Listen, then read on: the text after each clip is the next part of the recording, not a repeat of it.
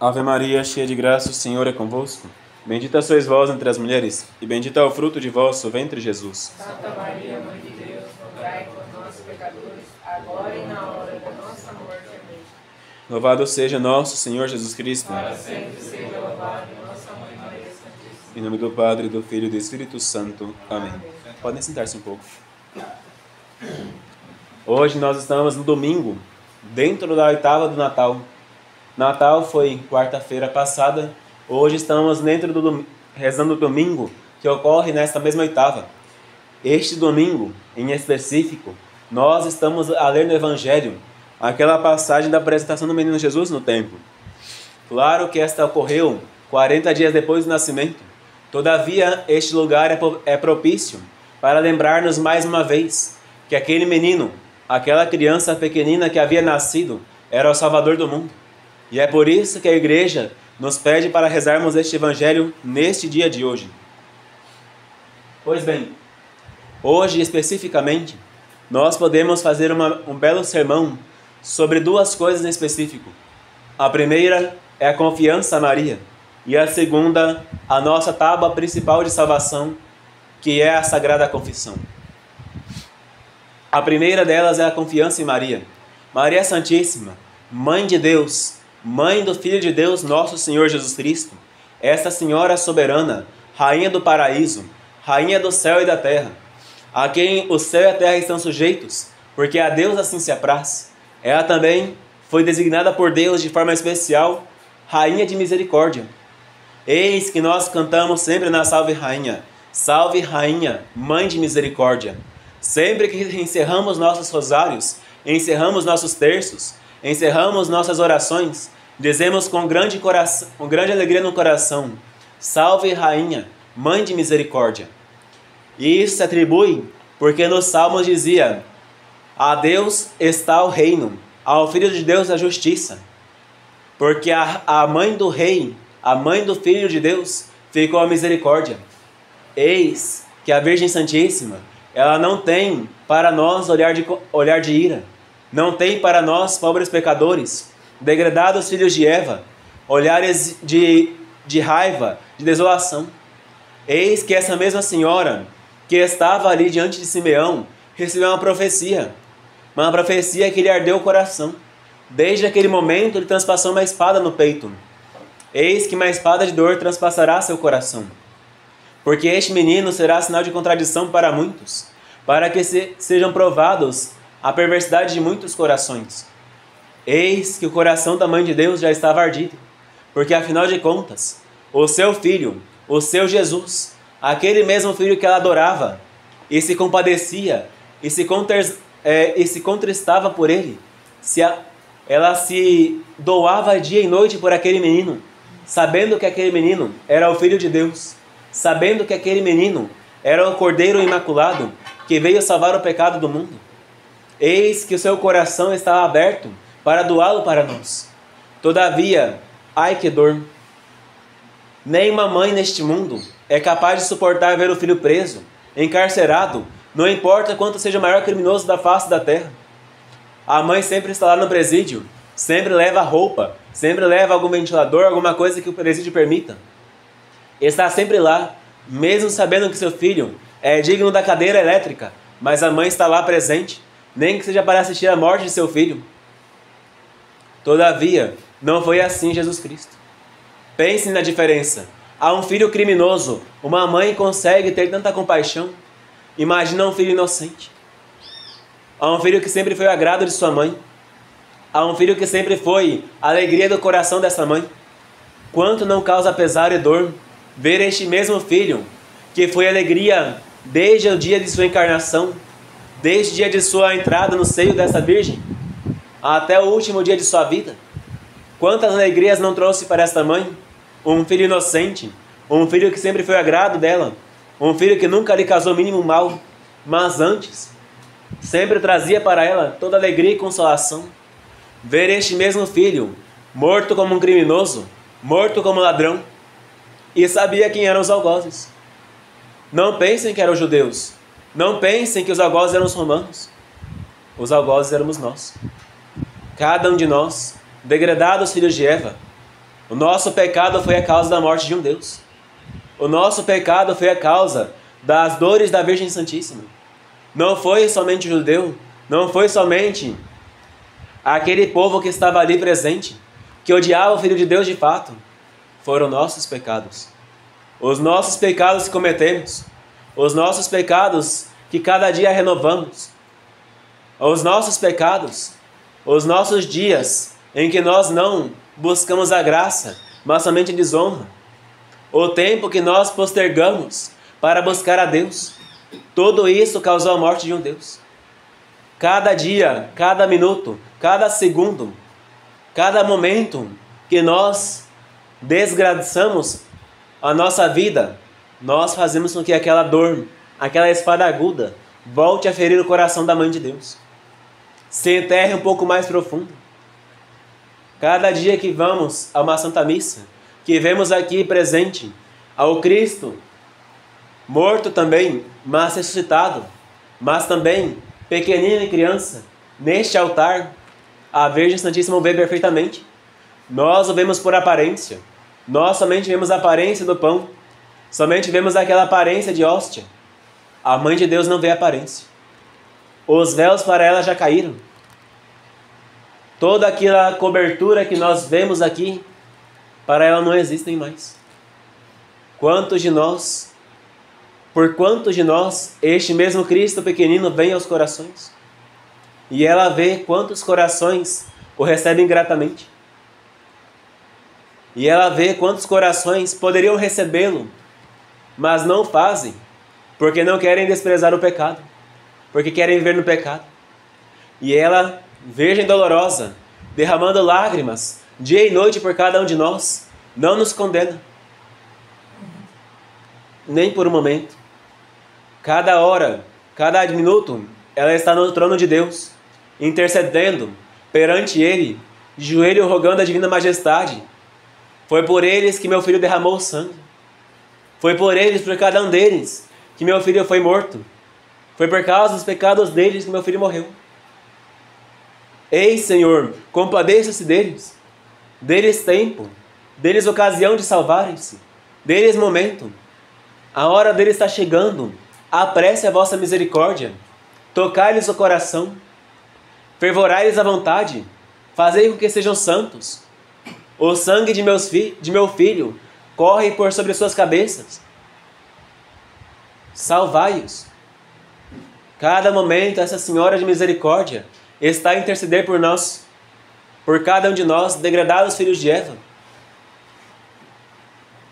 No dia de nosso batismo fomos feitos filhos de Maria. Todavia pela carne somos filhos de Eva. E pela carne ainda estamos aqui nessa terra, lutando e gemendo neste vale de lágrimas, pedindo a Deus cada dia misericórdia para nós.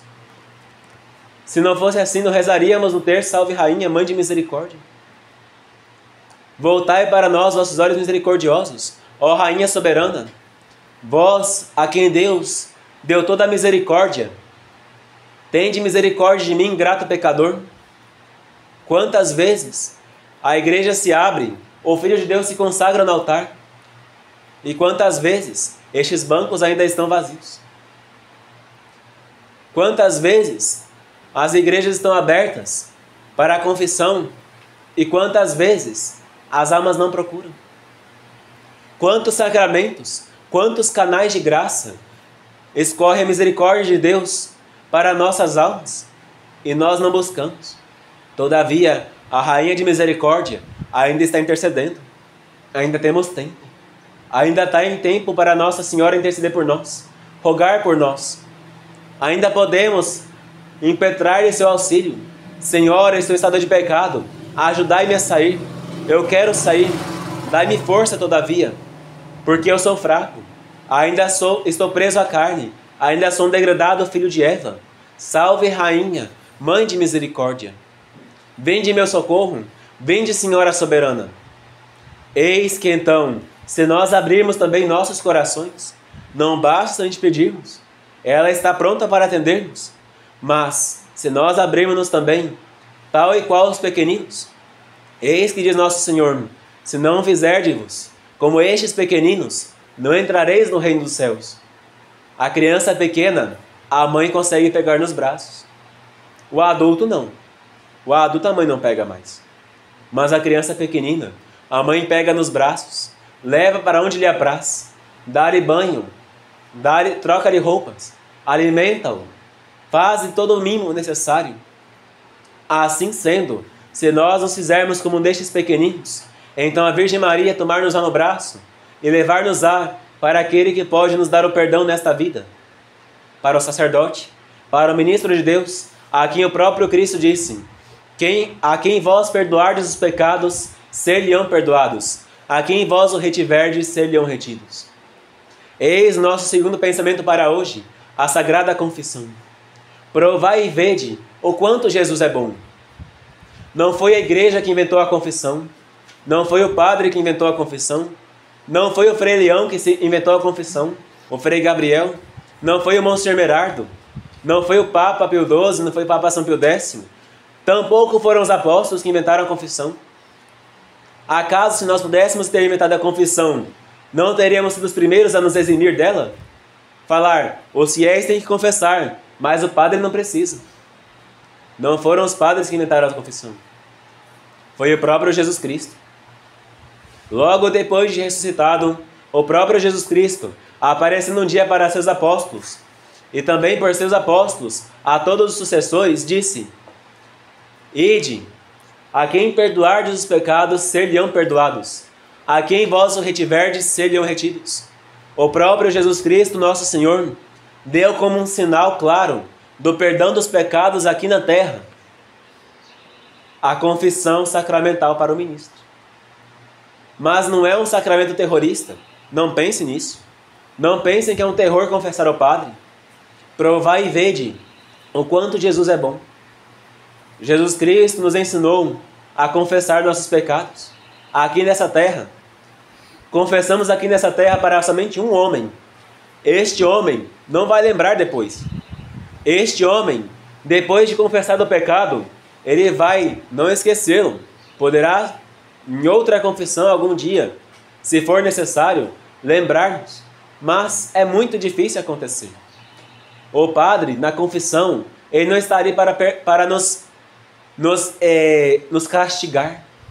Não está ali na confissão para nos açoitar. Tampouco está na confissão para nos repreender. Não vai olhar para a gente com cara de bravo. O padre na confissão não vai olhar para a gente e não vai falar assim: pecou de novo, não foi? O padre na confissão ele vai escutar. E depois de escutar, vai nos dar um bom conselho. E depois de dar-nos um bom conselho, ele vai dizer: eu te absolvo. Quer dizer, eu te perdoo. E quando o padre fala isso na terra, o próprio Jesus Cristo no céu repete a mesma palavra: eu te absolvo. O padre, ele não está ali para entregar o filho para a sua mãe. Não está ali para desonrar a mãe diante do filho.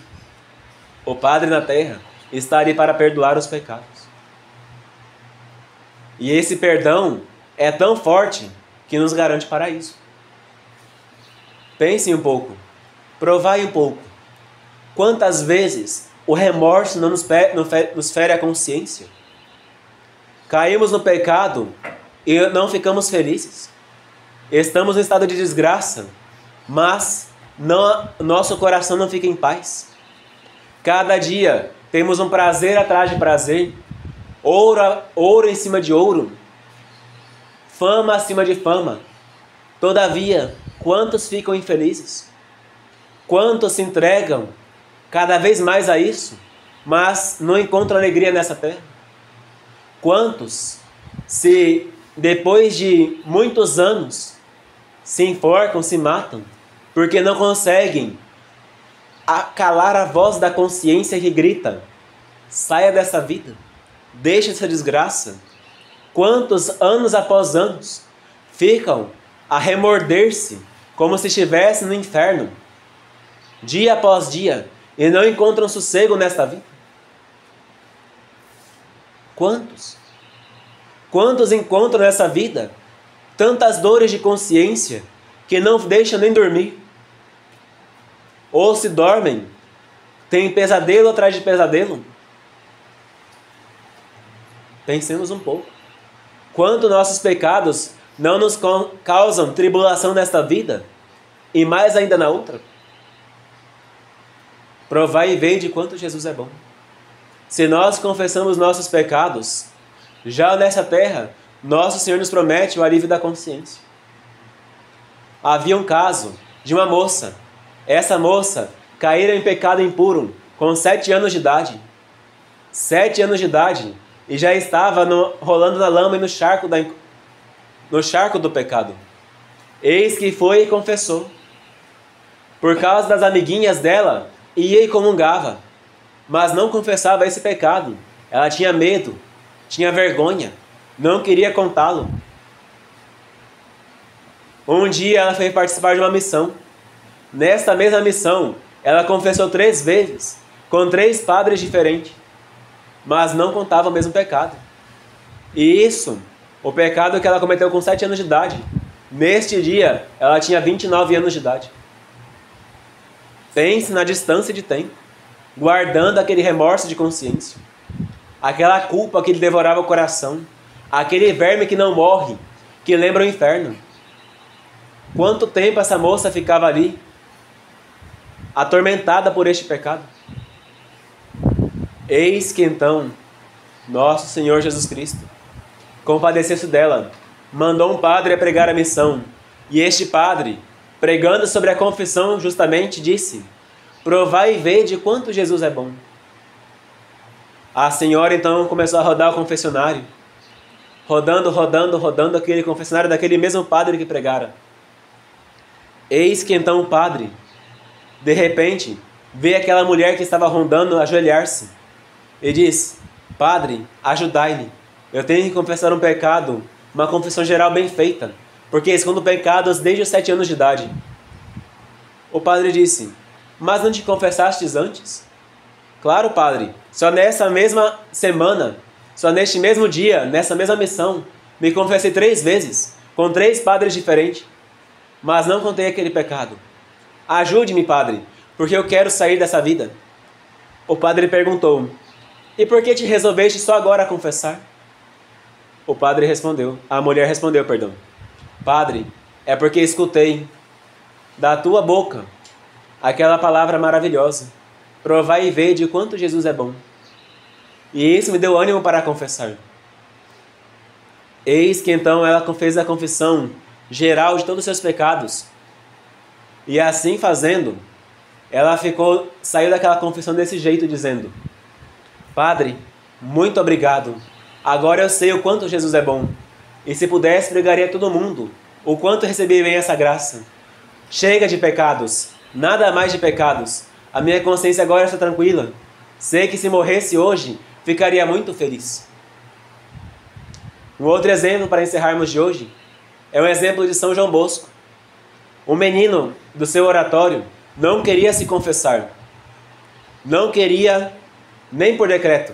Estava no meio de um exercício espiritual, ou seja, estava tendo missões no oratório de São João Bosco. Todos seus amiguinhos se confessaram, mas sempre que perguntaram a ele: quer se confessar? Ele dizia: agora não, depois, mais tarde. E isso porque tinha medo de São João Bosco brigar com ele.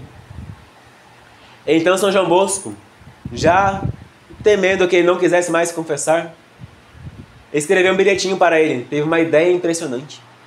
Escreveu um bilhete para ele desse jeito: e se você morresse essa noite? Assinado Dom Bosco. E colocou embaixo do travesseiro dele. O menino passou aquele dia inteiro. Quando foi de noite, na hora de se aprontar para dormir, trocando de roupa, agitando o travesseiro, viu o bilhete.